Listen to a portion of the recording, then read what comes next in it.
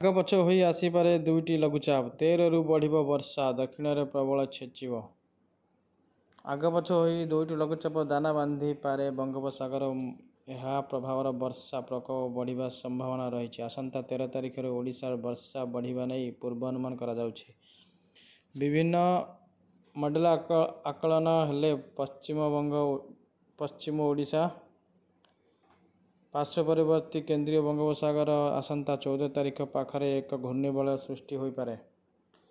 ଏହି ଲଘୁଚାପ ରୂପ ନେଇପାରେ। ଏହାର ଗତି ଉତ୍ତର ପଶ୍ଚିମ ଆଡ଼କୁ ରହିବ ନେଇ ଆକଳନ କରାଯାଉଛି। ସେହିପରି 19 ତାରିଖରୁ ଆଉ ଏକ ଘୂର୍ଣ୍ଣିବଳୟ ସୃଷ୍ଟି ହେବା ସମ୍ଭାବନା ଅଛି, ଯାହାକି ଲଘୁଚାପ ପରିଣତ ହେବା ସମ୍ଭାବନା ରହିଛି। ଏହା ବି ଉତ୍ତର ପଶ୍ଚିମ ମୁହାଁଇପାରେ। ପାଣିପାଗ ବିଭାଗ 2 ସପ୍ତାହ ପାଇଁ ଜାରି କରିଛି ବିସ୍ତାରତା ପୂର୍ବାନୁମାନ ଅନୁସାରେ ଜୁଲାଇ 11ରୁ 18 ତାରିଖ ଭିତରେ ଦକ୍ଷିଣ ଓ ପଶ୍ଚିମ ଓଡ଼ିଶାରେ ଭଲ ବର୍ଷା ସମ୍ଭାବନା ଅଛି।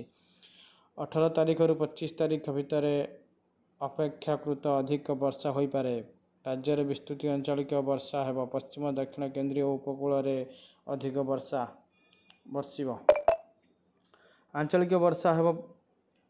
ପାଣିପାଗ ବିଭାଗ ତାଜା ପୂର୍ବାନୁମାନ ହେଲେ 12 ତାରିଖ ଶୁକ୍ରବାର ଦକ୍ଷିଣ ଆଜି ଓଡ଼ିଶାର ଅଳ୍ପ କିଛି ସ୍ଥାନରେ ହାଲୁକା ମଧ୍ୟମ ଧରଣର ବର୍ଷା ହୋଇପାରେ। ଉତ୍ତର ପଶ୍ଚିମ କାଁ ଭାଁ ବର୍ଷା ସମ୍ଭାବନା ଅଛି। ବାଲେଶ୍ୱର, ଭଦ୍ରକ, ଯାଜପୁର, କେନ୍ଦ୍ରାପଡ଼ା, କଟକ, ଜଗତସିଂହପୁର, ପୁରୀ, ଖୋର୍ଦ୍ଧା, ନୟାଗଡ଼, ଗଞ୍ଜାମ, ଗଜପତି ବଜ୍ରପାତ ଆଶଙ୍କା ରହିଛି। 13 ତାରିଖରୁ ରାଜ୍ୟରେ ବର୍ଷା ପରିମାଣ ବଢ଼ିପାରେ।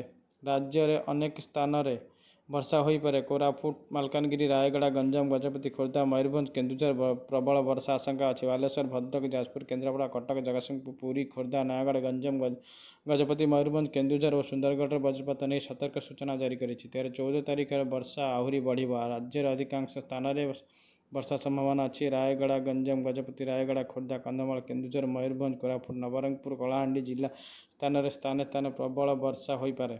15 ତାରିଖରେ ଦକ୍ଷିଣ ଓଡ଼ିଶା ଅନେକ ସ୍ଥାନରେ ବର୍ଷା ହେବ। କିଛି ଜିଲ୍ଲାରେ ପ୍ରବଳ ବର୍ଷିବ। 16ରେ ଦକ୍ଷିଣ ଅନେକ ସ୍ଥାନରେ ବର୍ଷା ସମ୍ଭାବନା। 17ରେ ରାଜ୍ୟର ବହୁ ସ୍ଥାନରେ ବର୍ଷା ହୋଇପାରେ।